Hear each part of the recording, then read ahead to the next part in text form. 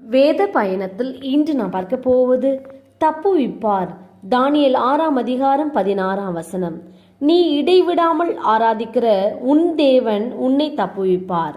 யூதேயா தேசத்தின் புத்திரரில் தானியேல் என்பவன் தினம் 3 வேளையும் முழங்கார்படியிட்டு ஜெபித்து கர்த்தரை ஸ்தோத்திரித்தான்.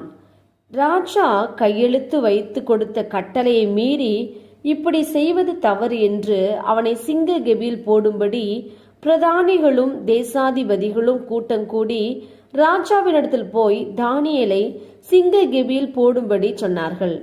ராஜா இந்த வார்த்தைகளை கேட்டபோது தன்னில் மிகவும் சஞ்சலப்பட்டு அவனை காப்பாற்றும்படிக்கு மனதை வைத்து தப்புவிக்கிறதற்காக பிரயாசப்பட்டு கொண்டிருந்தான்.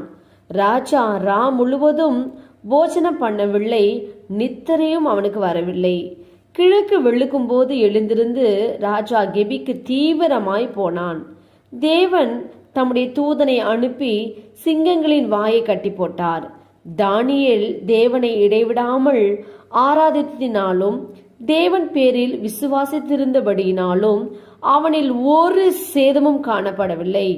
ஆம், நீங்களும் தேவனை இடைவிடாமல் ஆராதியுங்கள், கர்த்தர் உங்களை தப்புவிப்பார். நாம் ஜெபிப்போம். அன்பின் பிதாவை, கேட்ட வார்த்தையின்படியே நீர் எங்களுக்கு செய்ய போற கிருபைக்காய் ஸ்தோத்திரம். இயேசுவின் நாமத்தில் ஆமேன். கர்த்தர் தாம் இந்த வார்த்தைகளை கொண்டு உங்களை ஆசீர்வதிப்பாராக. ஆமேன்.